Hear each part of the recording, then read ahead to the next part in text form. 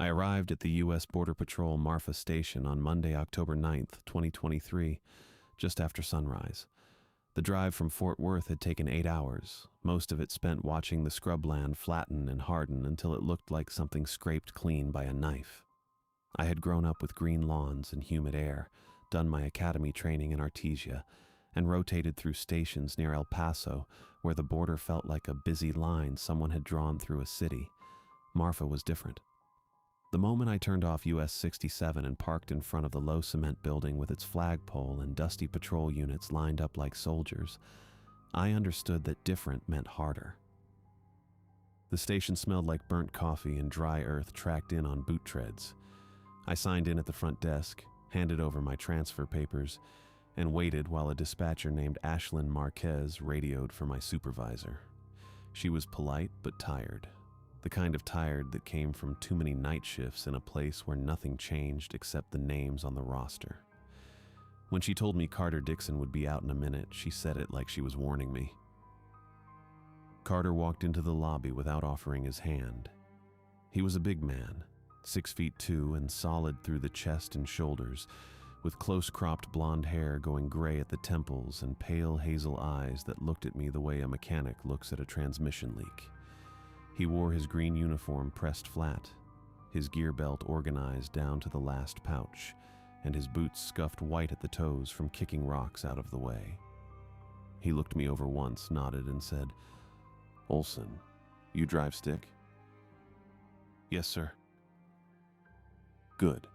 Half the units here are manual, and I'm not babysitting you through a clutch." He turned and walked toward the back hallway without checking to see if I followed. I did. His office was small and hot, with a metal desk, a filing cabinet, a county map pinned to corkboard, and a window that looked out at nothing but creosote and sky. He dropped into his chair, pulled a folder from the desk, and flipped it open without looking up. "You trained near El Paso," he said. It wasn't a question. "Yes, sir. 2 rotations at the Isleta station." "Isleta's got backup 10 minutes out and a fence line you can see from the highway. Marfa's not that." He finally looked at me. "We cover remote stretches around US 67, Shafter, Presidio, the Chinati Mountains, and parts of Big Bend Ranch State Park. Radio coverage fails in the canyons. Cell service disappears 20 miles out. Backup can be more than an hour away, even when everything goes right." He leaned back in his chair. "Out here, most mistakes come from assuming the desert is empty." I nodded. Understood. "I'm pairing you with Drew Espinoza," Carter said. "He's local, grew up near Presidio, knows the back roads better than anyone at this station. Listen when Drew speaks. He may not explain himself, but he knows this country better than the maps do." "Yes, sir."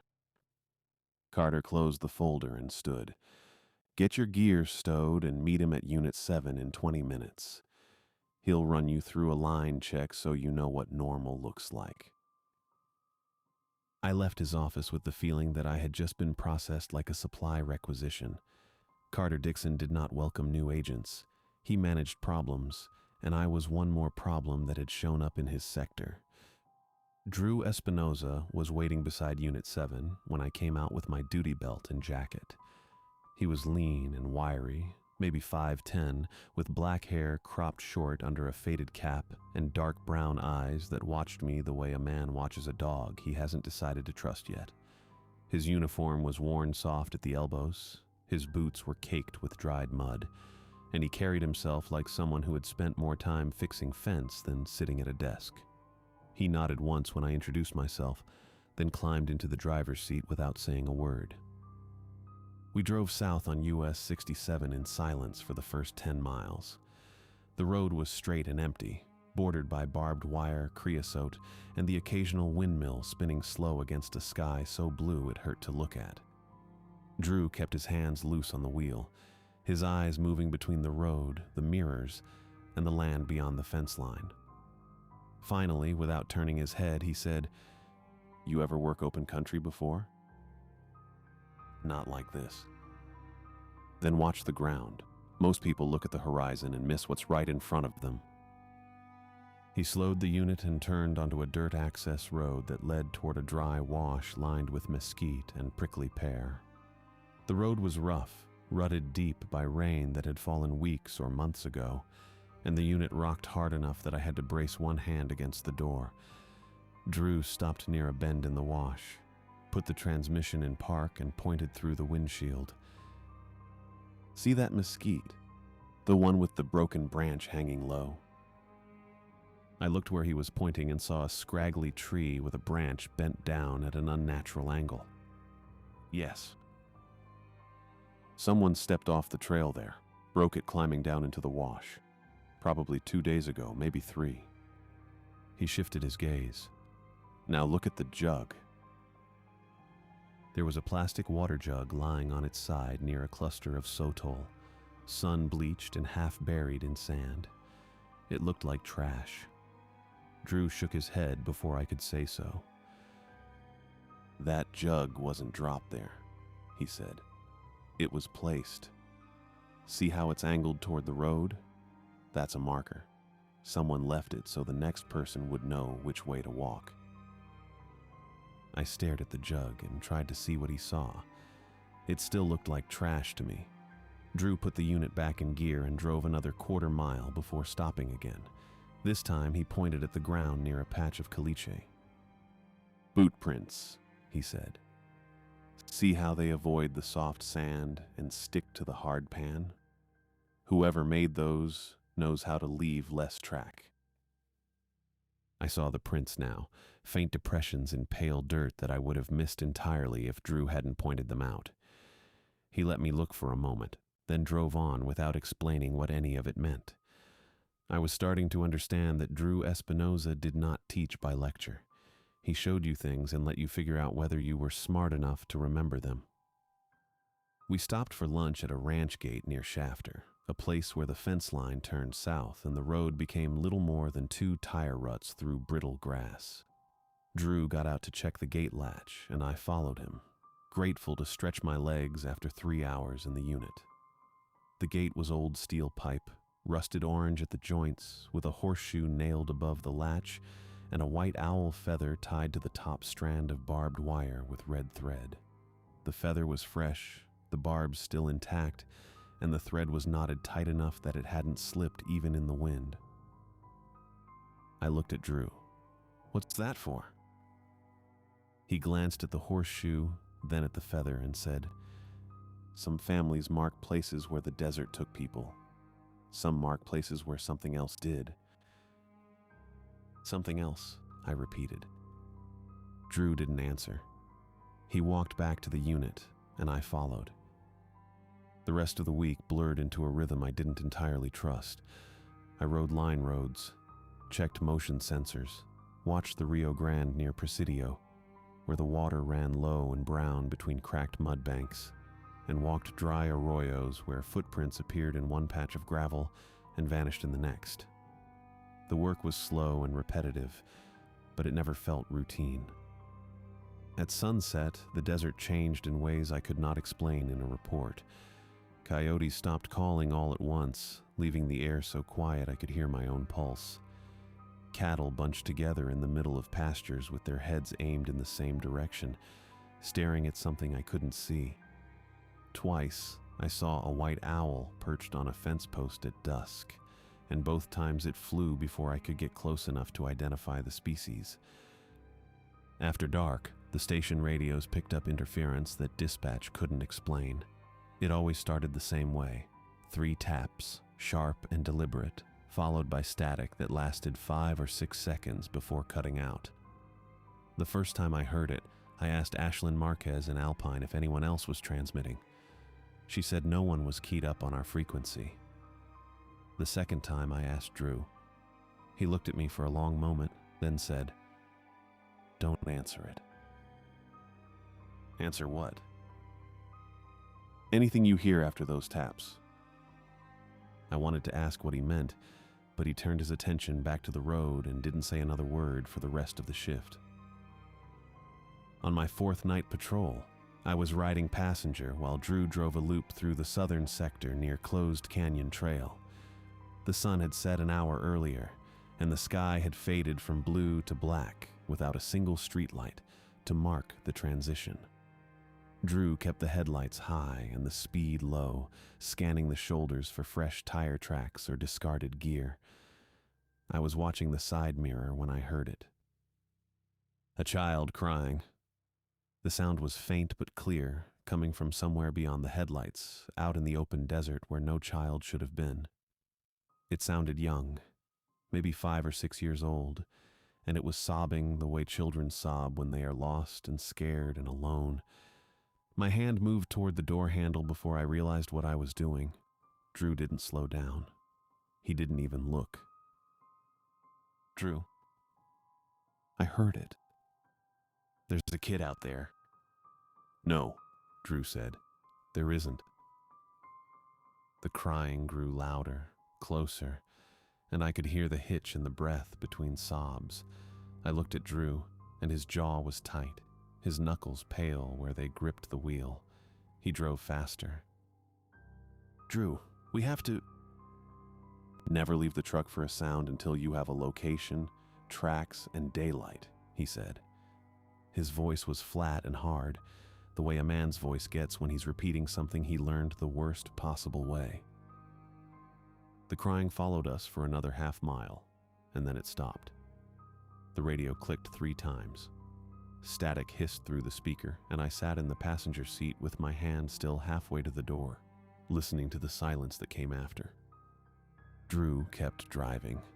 The sensor alert came at 5:47 a.m., just as the sky behind the Chinatis started losing its stars.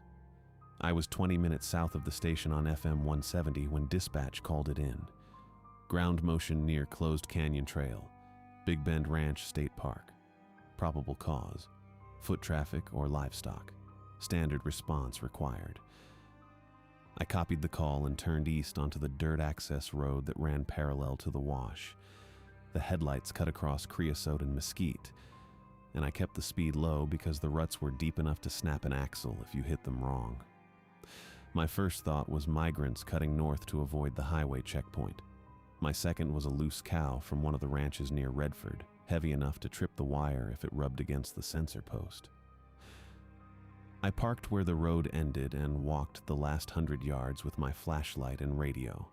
The wash was dry, just pale gravel and scattered lechuguilla, and the sensor unit blinked green on its post like it was supposed to. No footprints in the soft sand, no broken wire.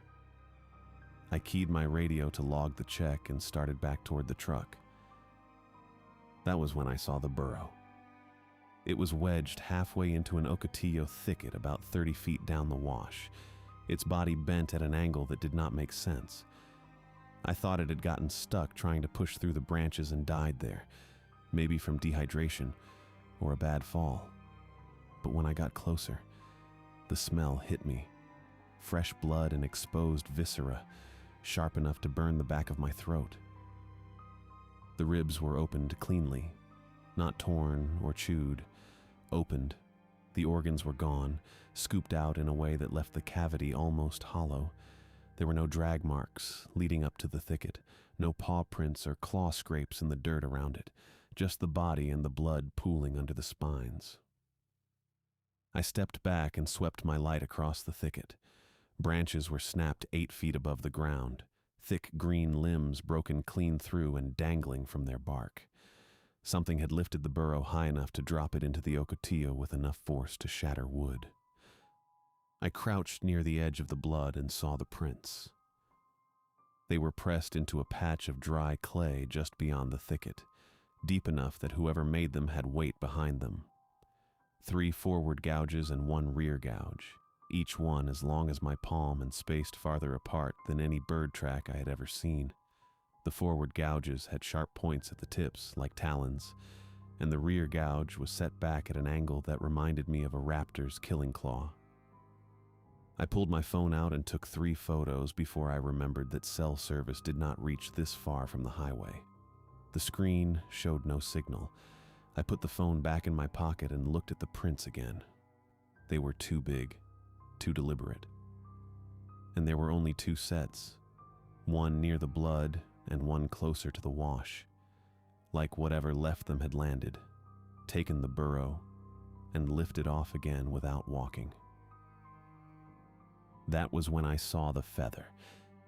It was lying in the blood near the burrow's neck, half soaked and sticking to the clay. White, clean along the veins except where the blood had darkened it. The quill was as thick as a pencil, hollow at the base, and when I leaned closer I saw strands tangled near the rachis that did not look like down. They looked like hair. Gray human hair, fine and brittle, knotted into the barbs like someone had braided it there.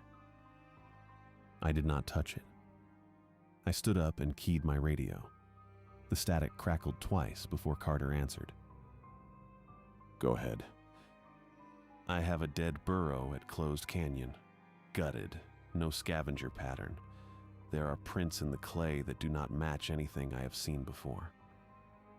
The line went quiet for 3 seconds. Then Carter's voice came back, flat and controlled.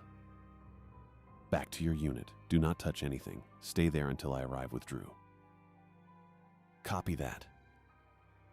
I turned away from the thicket and started climbing out of the wash. The sky was lighter now, enough to see the ridge above me and the canyon wall cutting black against the pale horizon. I kept my flashlight off because I did not want to lose my night vision, and I focused on the loose gravel under my boots and the sound of my own breathing. That was when I heard the wings. One beat, heavy and slow like a tarp snapping in wind. The sound came from directly above me, close enough that I felt the air move, and I stopped walking. My hand went to my sidearm, but I did not draw it. I did not know what I was hearing.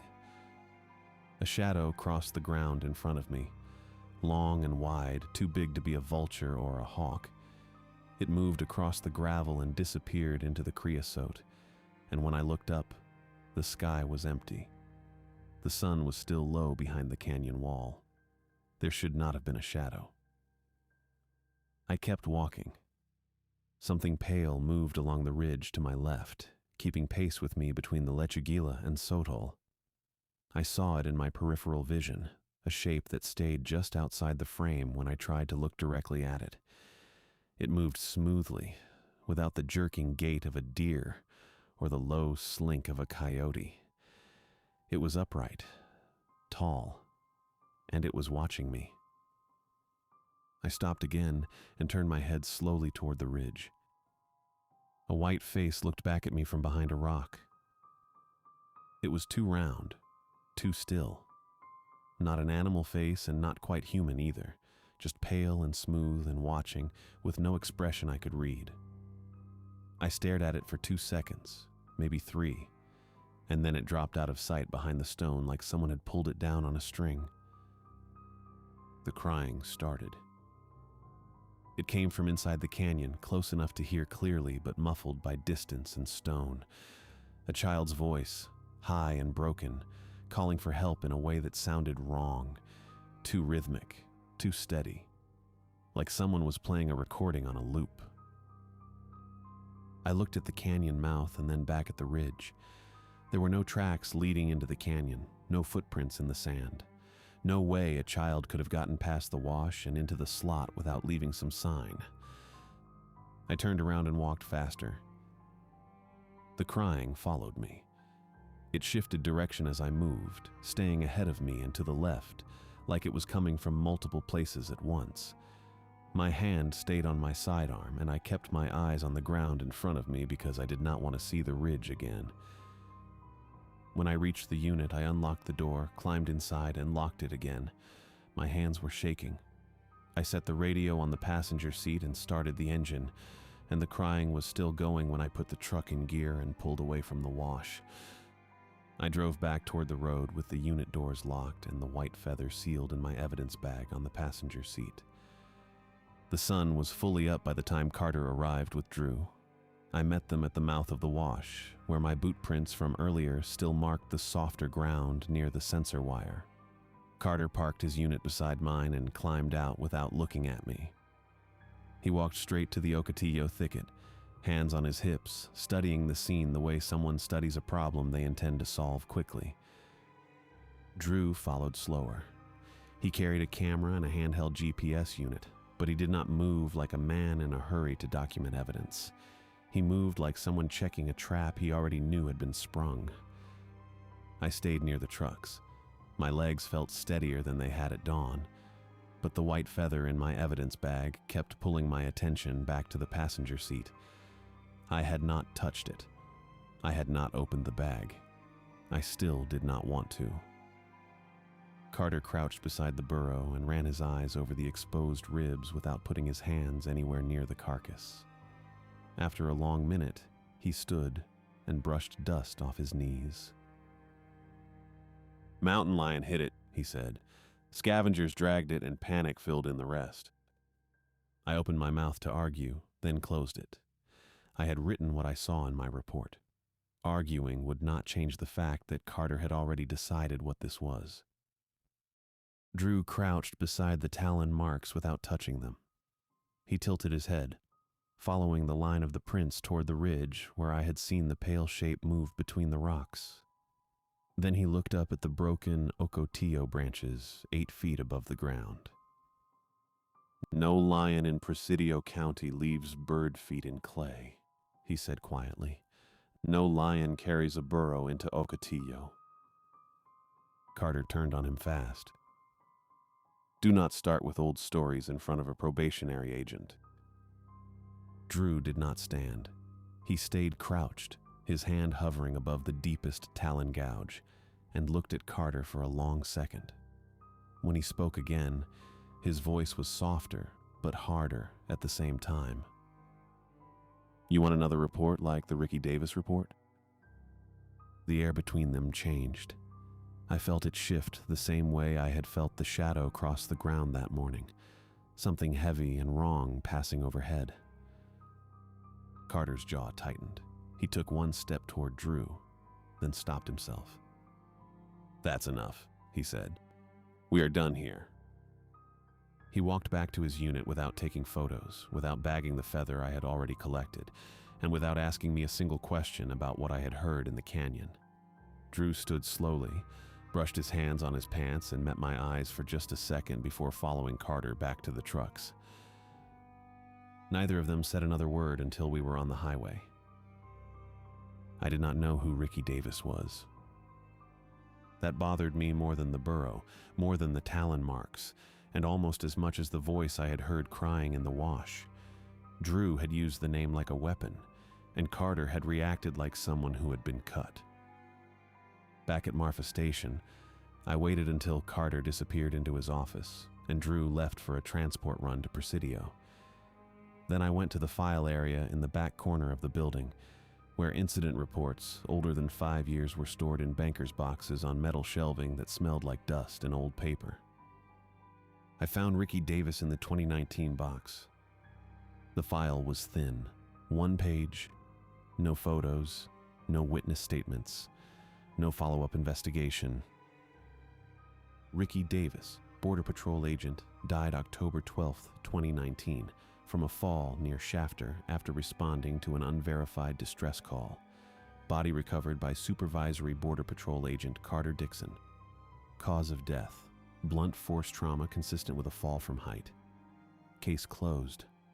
I read it twice. Then I put it back in the box and stood there for a long time, staring at the shelves. Unverified distress call. Body recovered by Carter Dixon.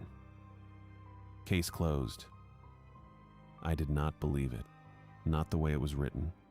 Not the way Carter had shut Drew down when Drew said the name. Something had happened to Ricky Davis that did not fit in a 1-page report, and Carter had been the one to find him. Drew came to my room that night. I was still in uniform, sitting on the edge of the narrow bed in the government housing unit behind the station. The room was small. Cinder block walls painted beige, 1 window with blinds I kept closed, and a desk barely large enough for my laptop and a mug of coffee that had gone cold hours ago. I heard the knock and knew it was him before I opened the door. Carter would have called. Anyone else would have waited until morning.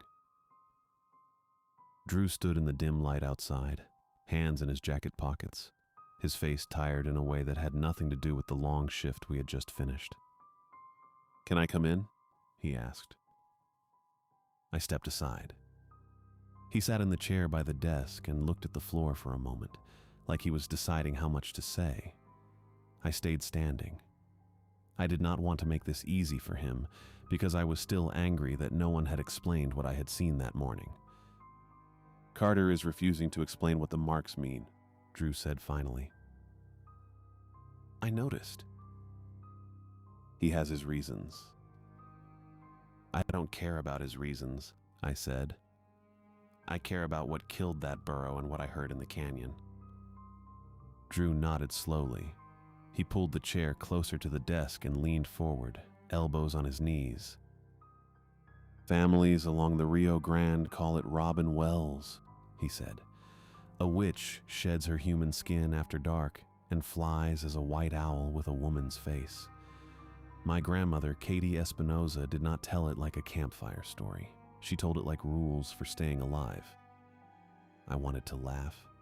I wanted to tell him I did not believe in witches or shapeshifters or anything that could not be explained by wildlife, smugglers, or bad luck.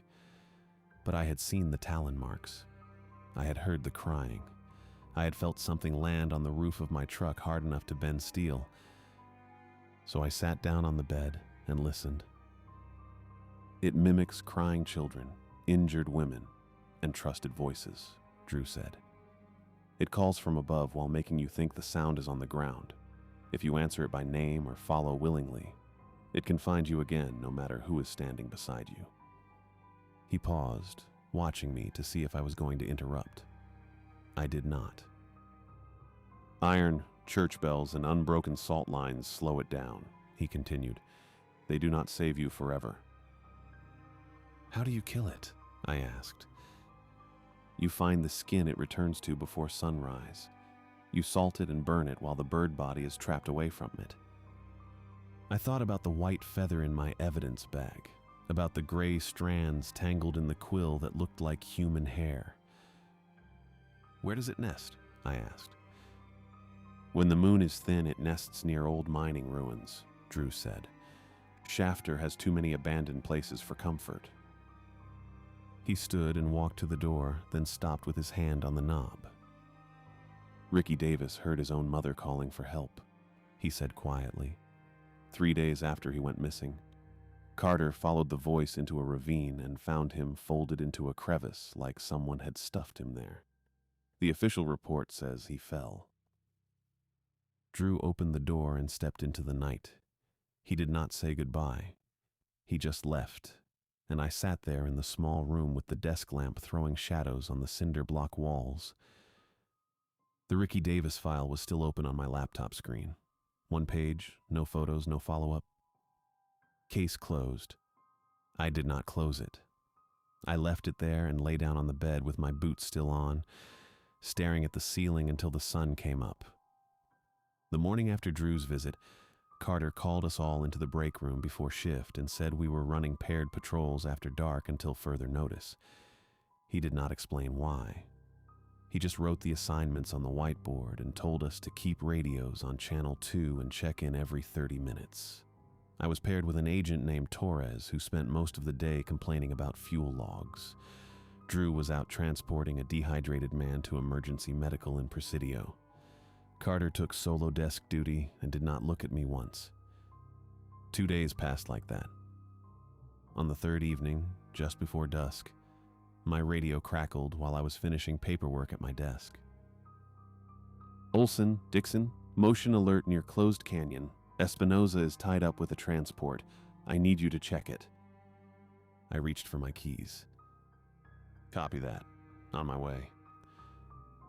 "Keep your headlights high. Stay in the unit unless you have clear sign and call every 5 minutes." "Understood." I walked out to my unit and drove toward FM 170 as the sun dropped behind the mountains. The sky went orange, then purple, then black.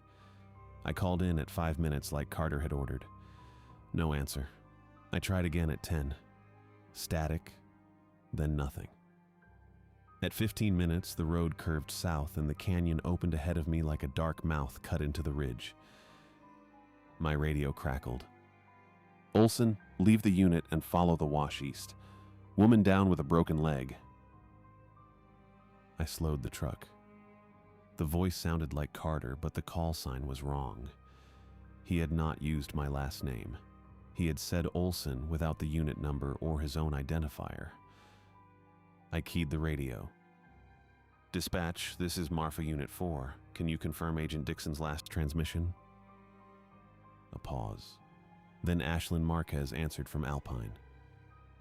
"Negative, Olson. Agent Dixon has not transmitted in 12 minutes. I stopped the truck in the middle of the road and put it in park. My hands were shaking. I gripped the wheel harder and stared at the wash stretching east into the dark. The radio spoke again. "Brody, get out, she needs you." It was Carter's voice. Softer now. No procedure. Just my first name and a command that did not sound like a command at all. Then the crying started. It came from somewhere beyond the headlights, faint and broken, like a child lost in the brush. I turned my head toward the sound and it moved. Not closer, just different, like it was circling the truck in the dark. The crying changed. It became a woman's voice, older, tired. "Brody, I'm cold. Help me out of the rocks." My mother. I knew it was my mother. I knew the way she said my name when she was scared, the way her voice thinned out when the pain got bad near the end. I had not heard that voice in 2 years. I had buried her in Fort Worth on a gray October morning and driven back to the academy the same day because I did not know what else to do. My hand moved toward the door handle. I stopped. Drew's voice came back to me like a slap.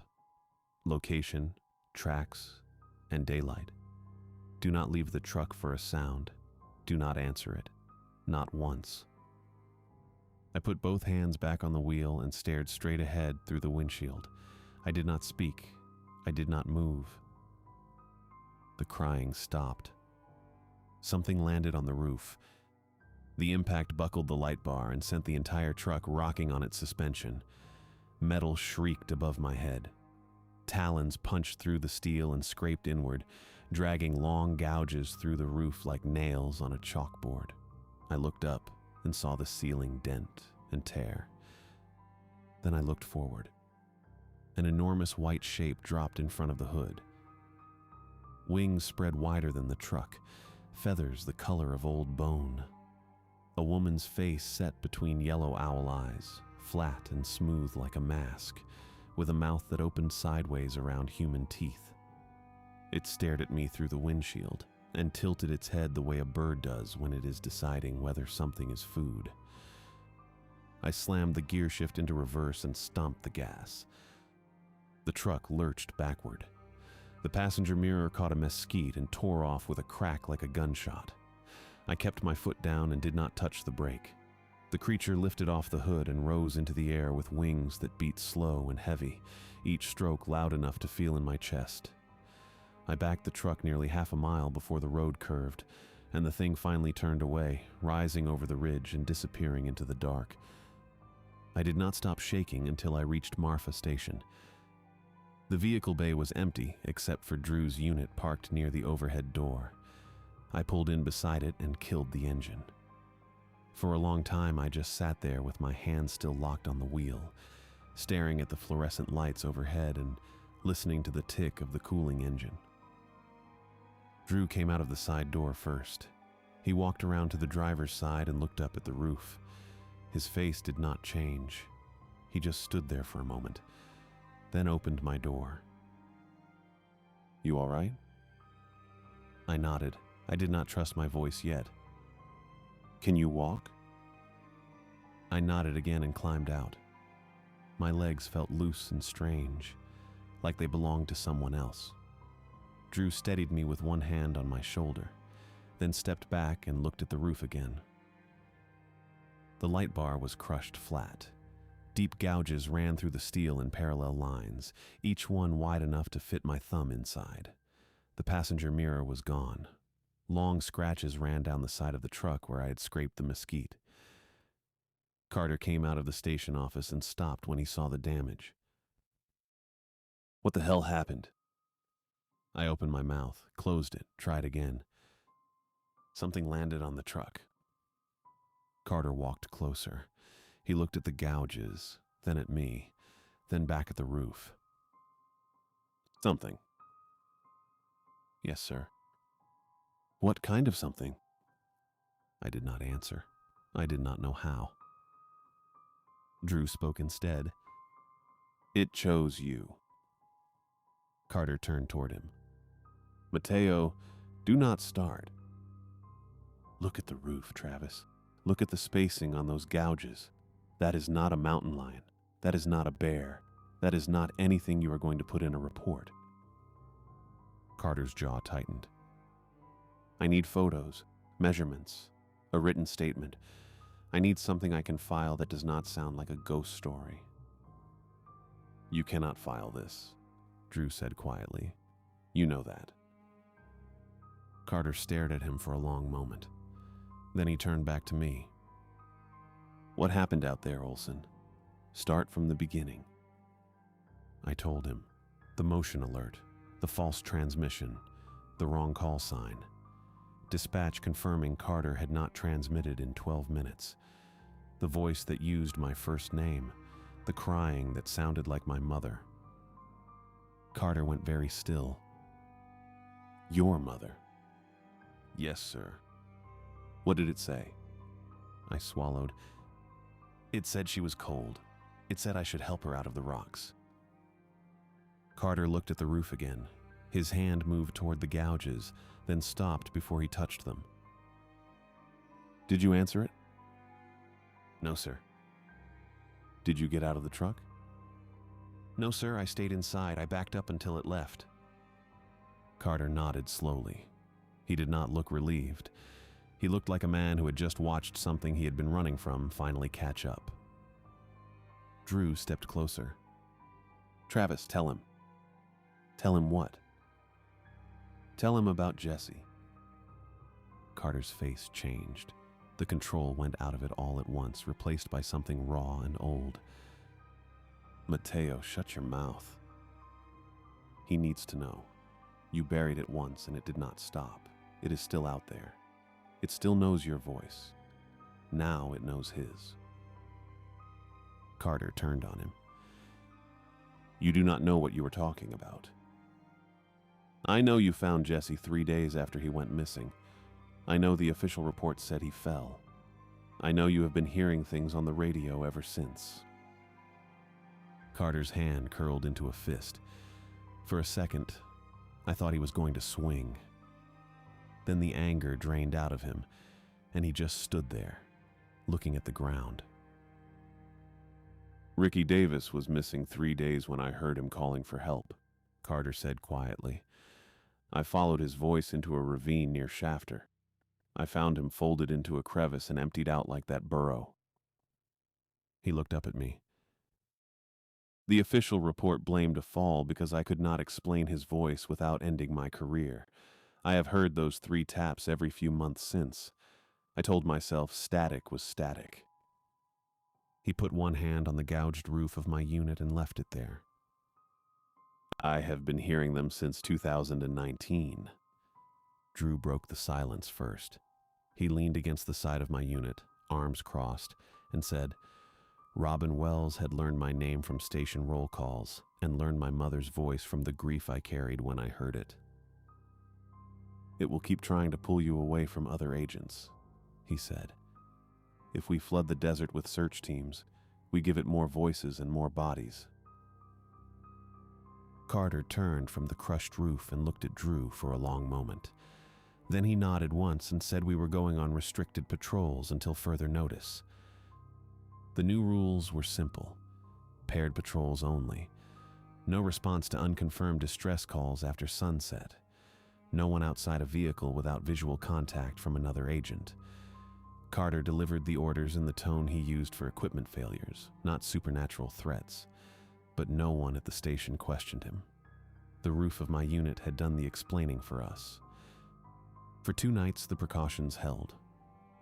I rode with Drew on the first shift. We checked motion sensors near Presidio, ran the line roads past Redford, and watched the empty highway between Shafter and Closed Canyon. Every sound felt deliberate. Coyotes called from the ridges. Cattle moved through the brush near the fences. The radio clicked twice during the evening check-in, but dispatch came through clean on the 3rd transmission. Drew kept his hand near the gear shift the entire time, ready to move if something stepped into the headlights. Nothing did.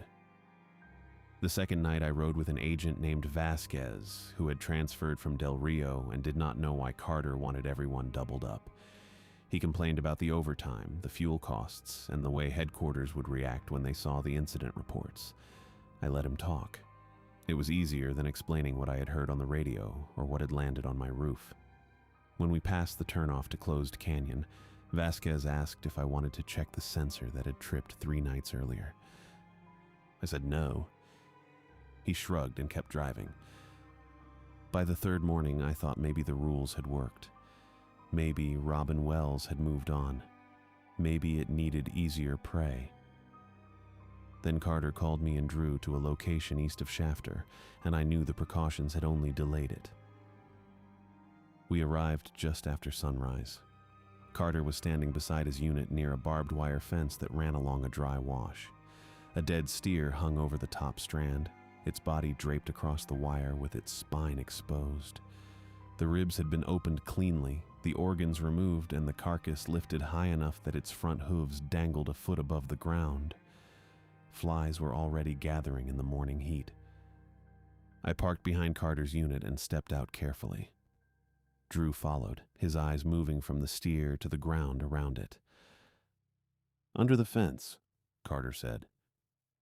I walked closer and saw what he meant. A torn backpack lay half buried in the dirt beneath the steer. The fabric was sun-faded and dirt-stained, but the zippers were still intact. Carter had already opened it. Inside were a Mexican voter ID card with the name Ronnie Wagner, a water bottle with an inch of liquid left in the bottom, and a rosary wrapped in cloth so stiff with salt that it cracked when I touched it. "No body?" I asked. "Not yet," Carter said. Drew crouched beside the backpack without touching it. He looked at the rosary, then at the drag marks that led away from the fence line toward the old ruins near Cibolo Creek. "He was trying to keep it off him," Drew said quietly. "Salt and prayer. Someone told him the rules." Carter stepped closer to the fence and studied the ground. Boot prints led up to the wire, then vanished where the drag marks began. The prints were small, narrow, and spaced close together like someone had been running. "This is a homicide," Carter said, "or cartel disposal. Either way, we need to call it in and get a search team out here before the trail goes cold." Drew stood and turned to face Carter. His voice stayed level, but there was something hard underneath it. "Bring more people after dark, and you are feeding it exactly what it wants." Carter's jaw tightened. He looked at Drew, then at me, then back at the steer hanging on the wire.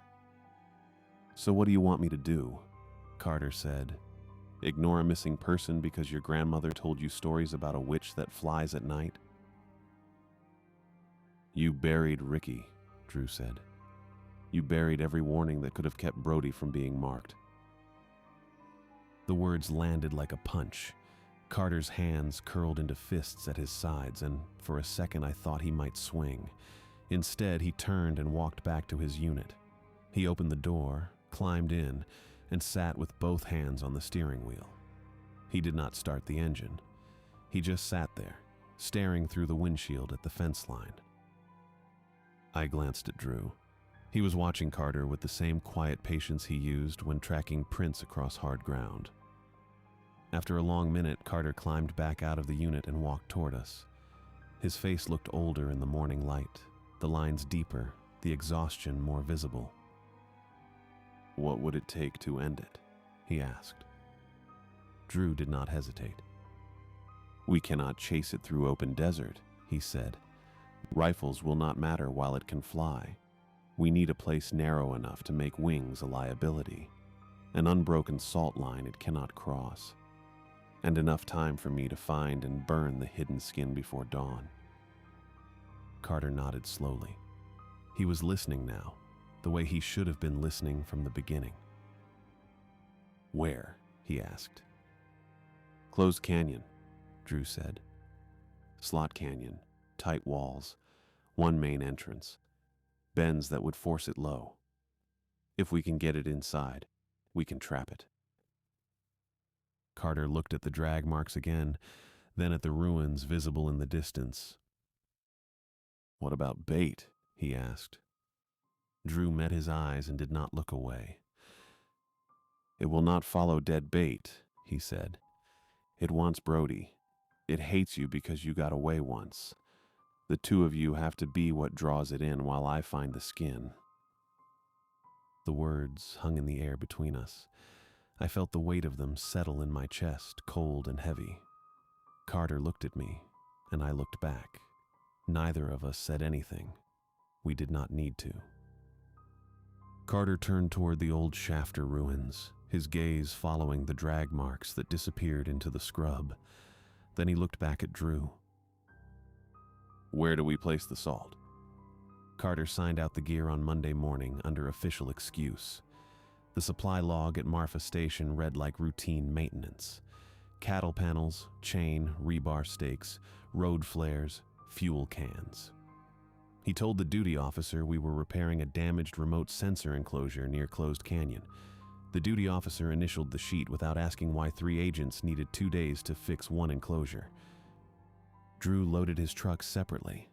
He drove to Alpine alone and came back with 12 50-pound bags of livestock salt from the Tractor Supply Co. When I offered to help unload them, he waved me off and stacked each bag himself, checking the seams for tears. He said he wanted to be sure none of the lines were contaminated or broken before we poured them. I asked what would contaminate salt. He said doubt. We worked during daylight only. The first trip to Closed Canyon felt like a training exercise until I remembered what we were training for. Carter backed his unit as close to the canyon mouth as the ground allowed, then cut the engine and stepped out with a clipboard like we were running an inspection. Drew walked the slot with a measuring tape, marking the narrowest sections with orange spray paint on the stone.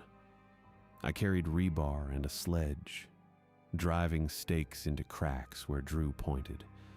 The sound of metal on rock echoed down the canyon and came back wrong, like something farther in was listening. We wired cattle panels across the widest exit, bolting them to rebar frames Carter had sunk deep enough that the panels could swing but not tear free. He tested the hinges twice, then looped chain through the crossbars and ran it back to a cleat we mounted on solid stone. If the panels shifted under pressure, one of us could drop the chain and hold them shut. If they tore loose anyway, we had no second line. Drew poured the salt after we finished the metalwork. He opened each bag with a utility knife and walked the canyon floor where the walls pinched tight, tilting the bag in a steady pour that left an unbroken white line from one stone face to the other. He worked slowly, pausing when the line bent around a rock or a root, making sure there were no gaps. When he finished the first line, he poured a second one 6 feet behind it. Then he poured a third.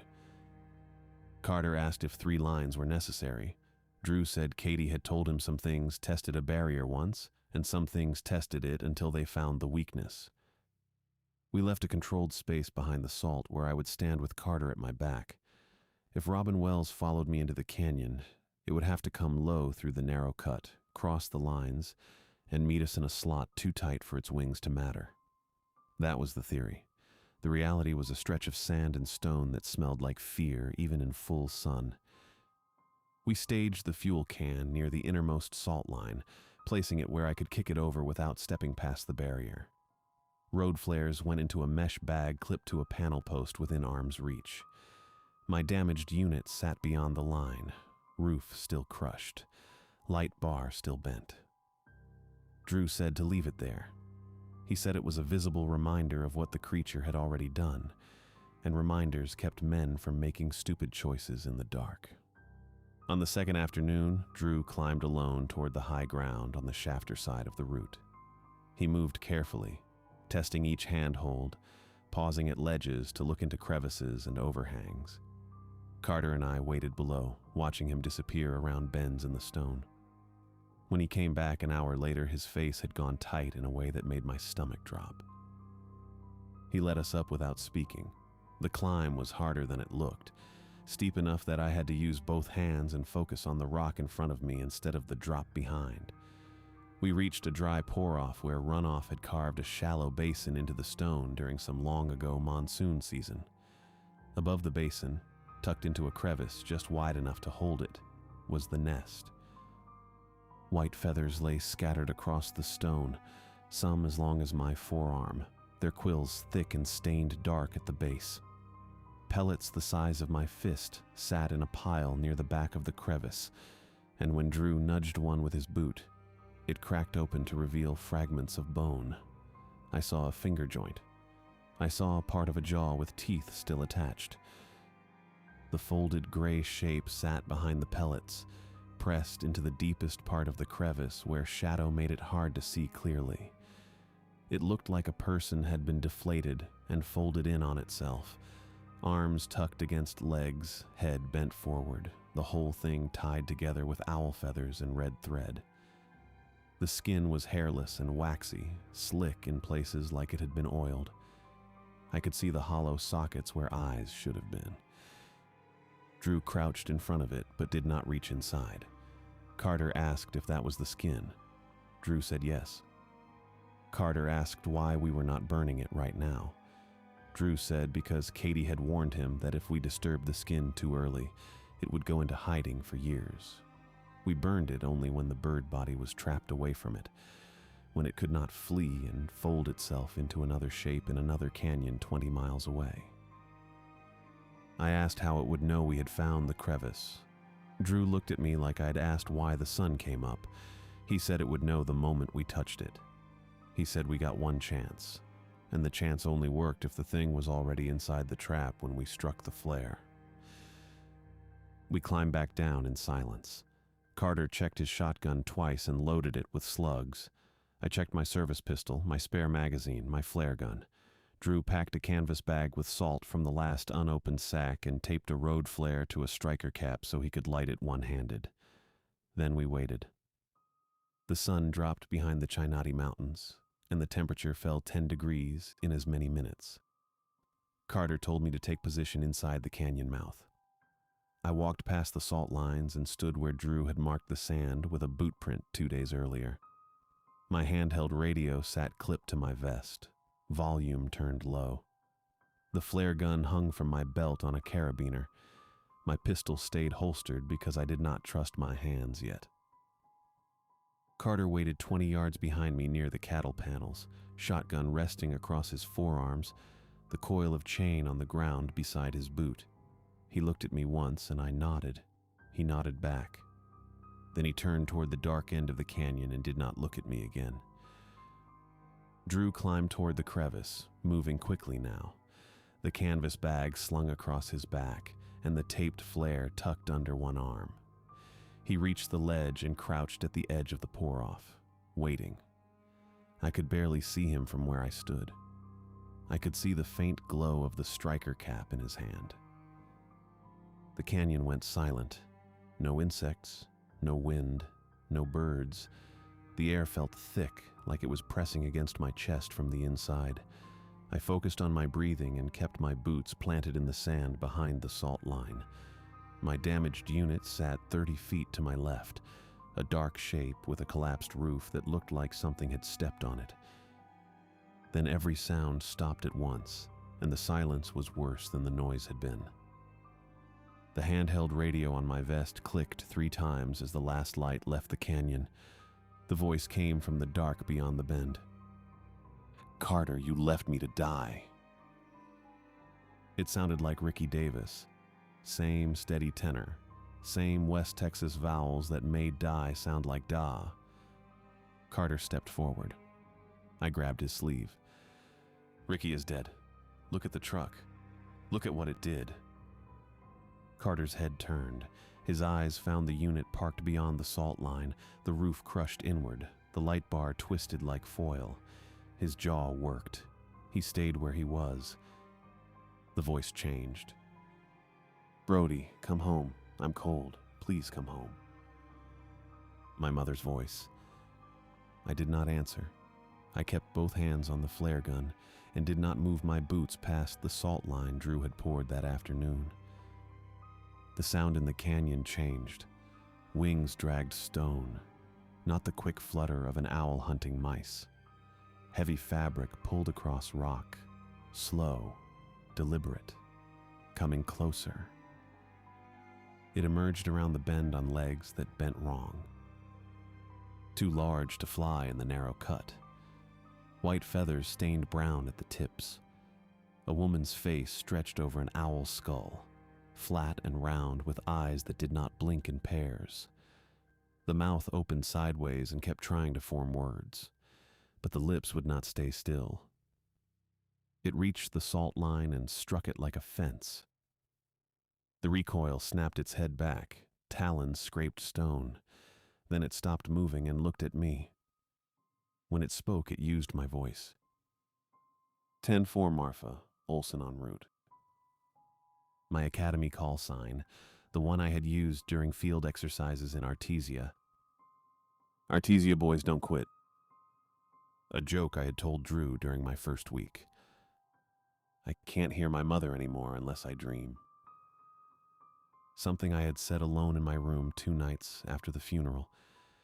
No one had been there. I had not written it down. The mimicry overlapped. My voice and my mother's voice and Ricky's voice tangled together, breaking apart because the thing was angry and could not lure me willingly anymore. Drew had been right. It was less controlled once it lost patience. The canyon filled with screaming, Ricky's voice, my mother's voice, my voice, other voices I did not know, men and women and children, all of them calling for help, all of them saying my name. Then Robin Wells slammed into the cattle panels. The impact rang through the canyon like a car crash. One rebar stake tore loose from the rock. The panel buckled. Carter stepped forward, wrapped the chain through the wire, and held it shut with both hands. Robin Wells hooked talons into his vest and pulled. Carter's boots slid forward. His shoulder hit the wire. The talons dug deeper, punching through Kevlar and fabric and skin. He shouted something I could not hear over the screaming. Blood spread across his chest. He did not let go of the chain. I could not fire my pistol, not with Carter pinned that close. The angle was wrong. If I missed, the round would go through him. I raised the flare gun and fired into Robin Wells's chest. The flare hit below the breastbone and stuck.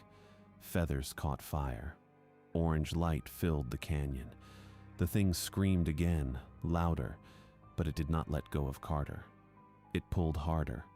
One talon tore through the vest strap and opened Carter's shoulder to the bone.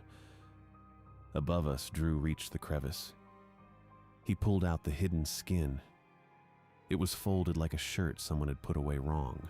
Hairless, gray, human-shaped but not human. Owl feathers and red thread tied it shut at the wrists and neck. It moved in his hands even though nothing inside it was breathing. Drew packed it with salt from the canvas bag. The skin hissed. He struck the road flare taped to the striker cap and shoved the burning flare into the bundle. The folded skin blackened in the crevice and screamed like a living throat. The skin burned like paper soaked in oil. The scream coming from the crevice sounded like a woman and a bird and something older than either, all at once. Robin Wells's wings folded inward and snapped at joints that should not have bent. The flat woman's face sagged, the skin pulling away from bone, the mouth opening wider than a jaw should allow. The talons hooked into Carter's vest became hands, human hands. Hooked nails scraped against his uniform as the thing dragged him forward against the cattle panels. Carter was bleeding from the neck and shoulder. His boots slid in the sand. He wrapped the chain tighter through the panel and locked his knees. "Finish it," he shouted. I kicked the fuel can over. Gasoline spread across the canyon floor, running toward the salt line in a dark spill that caught the firelight from the burning skin above. I raised the flare gun, aimed low, and fired into the fuel. The canyon lit up orange. Fire ran across the sand and climbed Robin Wells's feathers like they were made to burn. The thing screamed again, but the voices were breaking apart now. My mother's voice, Ricky's voice, Carter's voice. All of them layered and wrong. Drew dropped from the rocks with his jacket sleeve burning. He tore the sleeve off as he landed, then grabbed the iron rebar stake we had driven into the canyon wall and yanked it free. Robin Wells turned toward him, wings dragging through flame, and Drew drove the stake through the folded wing and into the sand beneath it. The creature was pinned. Carter stepped back from the panels, raised the shotgun, and fired both barrels into Robin Wells's chest. The sound echoed off the canyon walls. He fired until the gun was empty, then dropped it and collapsed backward onto the ground. Robin Wells burned. The screaming lost its human shape first, then its fury, until it was just the sound an animal makes when it knows it is dying. Then the sound stopped. The body folded in on itself and crumbled into ash. White ash mixed with something darker. I saw fragments of bone in the pile. Teeth. By dawn, the canyon smelled like wet charcoal and iron.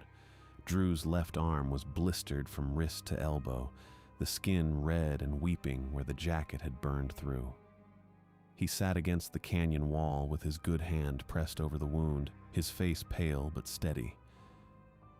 I sat beside Carter in the sand. The gauze I was holding against his neck was soaked through. I pressed harder, but the blood had already stopped coming. His eyes were open, staring up at the sky, but he was not seeing it anymore.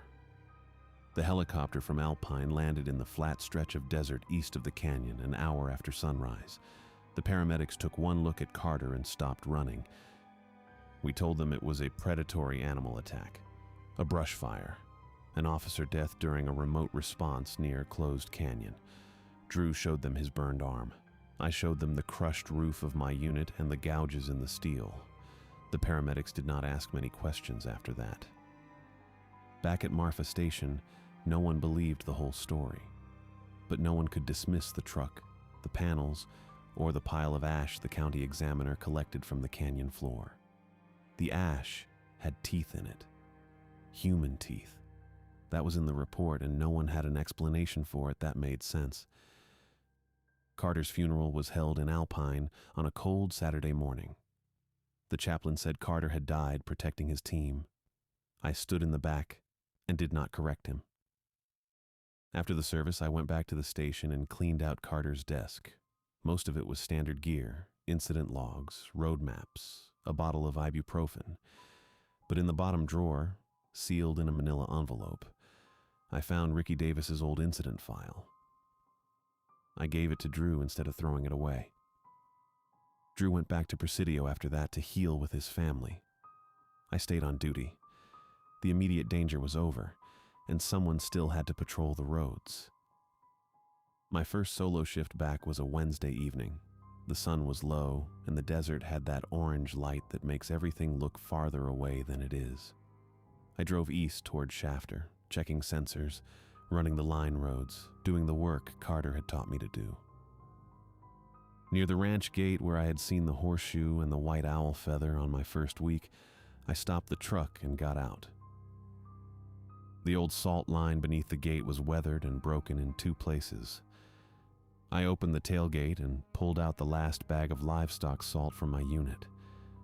I tore the bag open and poured a new line across the dirt, making sure it was unbroken from post to post. When I was done, I stepped back over the line and returned to the truck. I locked the doors, keyed the radio, and waited for dispatch to answer. Marfa Station, this is Unit 12, radio check. Ashland's voice came back clean. No static, no taps underneath. "Copy. Unit 12. You're clear." I shut off the dome light and drove back toward Marfa before the sun went down.